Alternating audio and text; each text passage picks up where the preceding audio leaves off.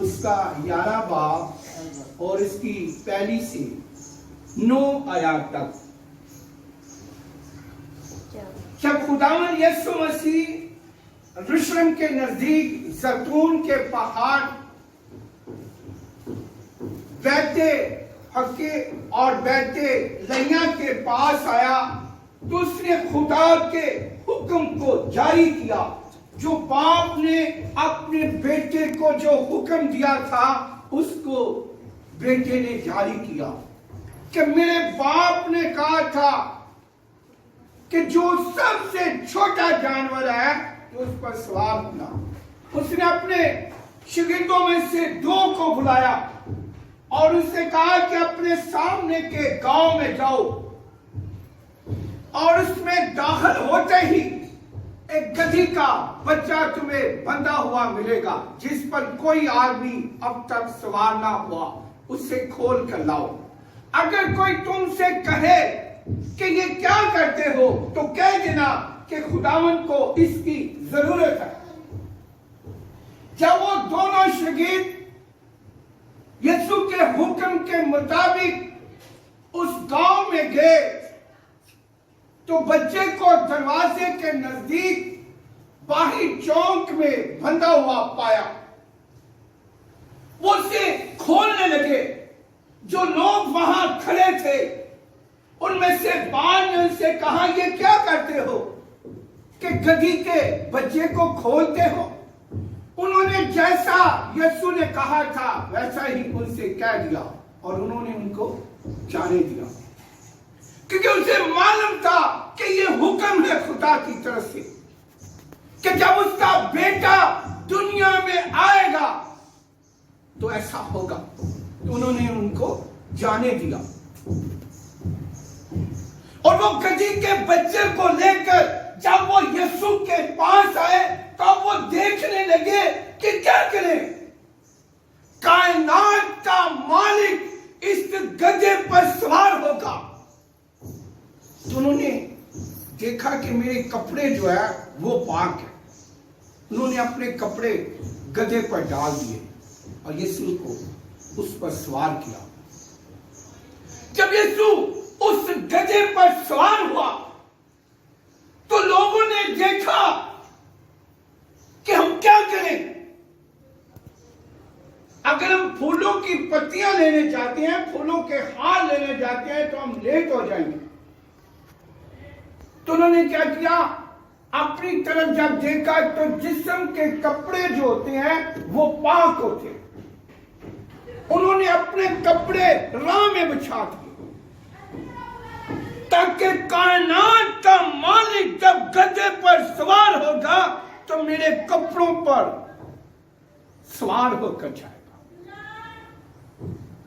तो ऐसे ही वो जब उन्होंने कपड़ों को बिछा दिया तो यीशु नासरी उन पर सवार होकर गधी पर उन कपड़ों पर जा। अब औरों ने देखा कि हम क्या करें।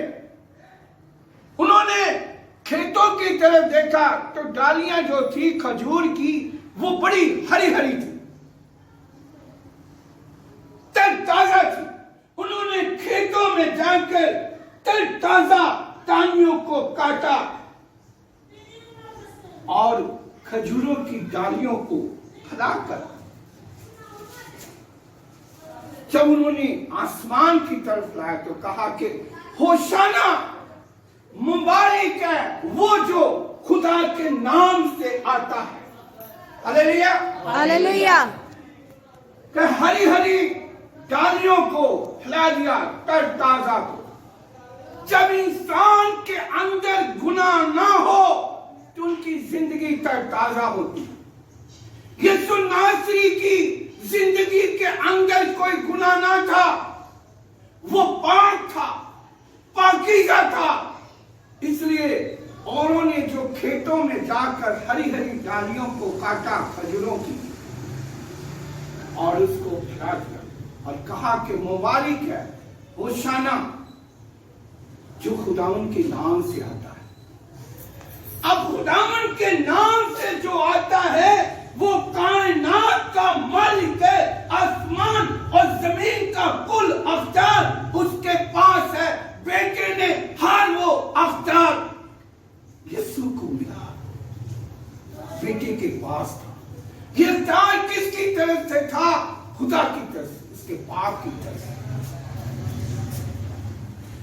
कुछ आसमान पर बना है, जो कुछ जमीन पर बना है, जो कुछ जमीन के नीचे पाताल में बना है, बाप ने अपने बेटे के कहने के मुताबिक बनाया।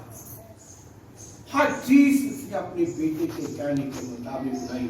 अब मालिक कायनात का उसने बिल्कुल छोटे से जानवर पर, जो गधा था, उस पर सवार हुआ। जब यीशु उस गधे पर सवार हुआ तो वो गधा जो था खुशी से भर गया कि कायनात का मालिक मुझ पर सवार हुआ। अब गधे के मालिक को ये मालिक मालूम न था कि मेरा जो गधे का बच्चा है, जो मेरे पास है, इस पर कायनात का मालिक इस पर सवार होगा। तमाम दुनिया के अंदर जितने जानवर हैं, खुदा ने सबसे बड़ा दर्जा गधे को दिया, इसलिए कि उसका बेटा इस पर सवार हुआ। अपने आप को उसने छोटा किया, अपने बाप के हुक्म को उसने कबूल किया। उसने जितना काम जमीन पर किया है अपनी मर्जी से नहीं, बल्कि अपने बाप की मर्जी को उसने पूरा किया। बाप आसमान पर बैठकर जब अपने बेटे को काम करता हुआ देखता था तो खुशी से भर जाता था कि मेरा बेटा मेरे कहने के मुताबिक काम करता है। तमाम दुनिया के अंदर जितने नबी आए हैं, सबसे गुनाह हुआ है, सब मर गए, खुदा की बादशाही से महरूम है। यीशु नासरी के जिंदगी के अंदर कोई गुनाह ना था, वो पाक था, पाकीज़ा था, क्योंकि वो अपने बाप के कहने के मुताबिक काम करता था। जो कुछ बाप ने हुक्म दिया था उसके मुताबिक वो काम करता था। कोई काम उसने अपनी मर्जी से ना किया, हर काम उसने अपने बाप की मर्जी के मुताबिक किया। आज जितनी उसकी बेटियां हैं, जिसके उसके बेटे हैं, जितनी दुनिया में खादम हैं, जब वो अपने बाप की मर्जी के मुताबिक काम करते हैं, खुदा उन पर खुश है, उन बेटियों पर, उन बेटों पर खुश है, उन खादमों पर खुश है कि मेरी मर्जी के मुताबिक काम करता है। यूहन्ना बपतिस्मा देने वाला ने जितना काम खुदा ने उससे लिया, उसने अपनी मर्जी से नहीं बल्कि अपने खुदा की मर्जी को पूरा किया। एक जगह पर उसने कहा कि यीशु बढ़े और मैं घटूं, उसका नाम मुबारक है। उसने अपने आप को छोटा किया, यीशु के नाम को बड़ा किया, क्योंकि हुक्म था खुदा की तरफ से।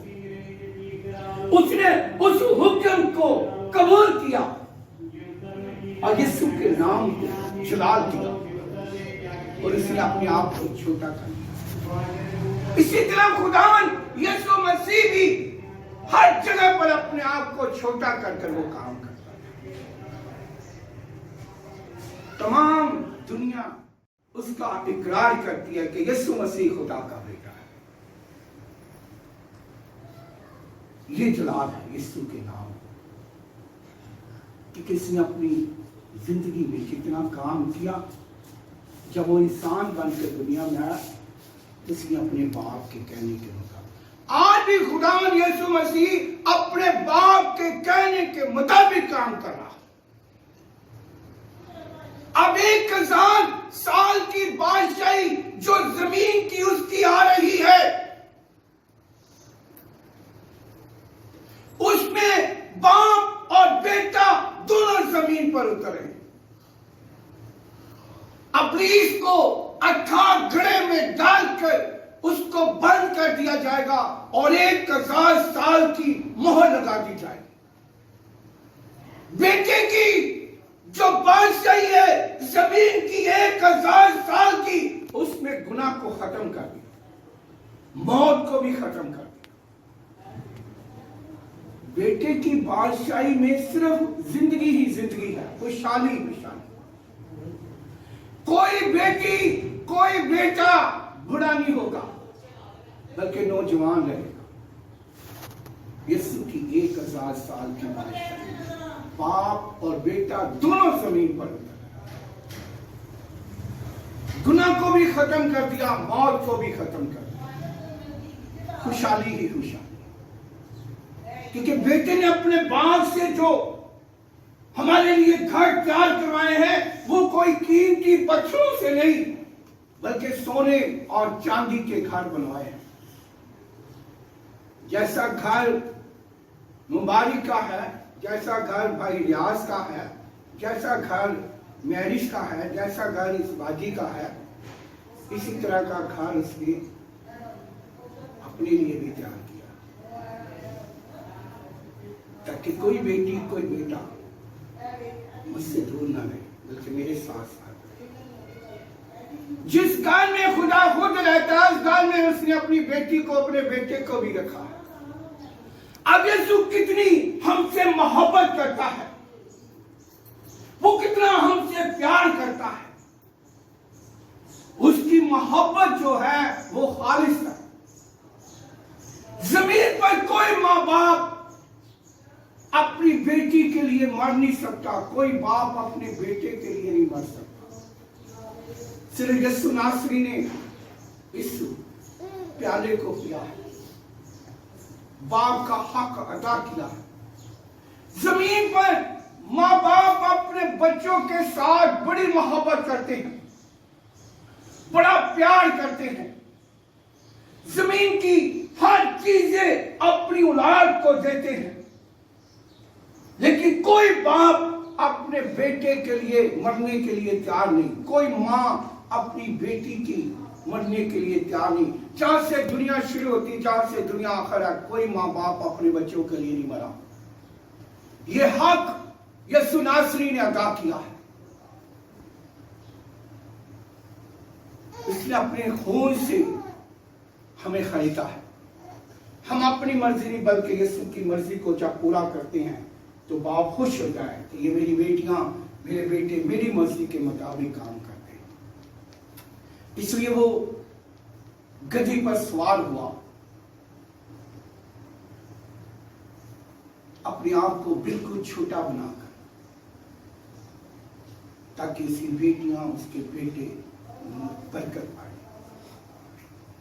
तो जलाल है उसके नाम को। ये छोटा सा पैगाम हमने आपके लिए दिया था कि आप जो अपने आप को मैं बनाते हैं, अपने आप को बड़ा करते हैं, अपने दिलों में मैं रखते हैं, आज इस मैं को खत्म करते हैं।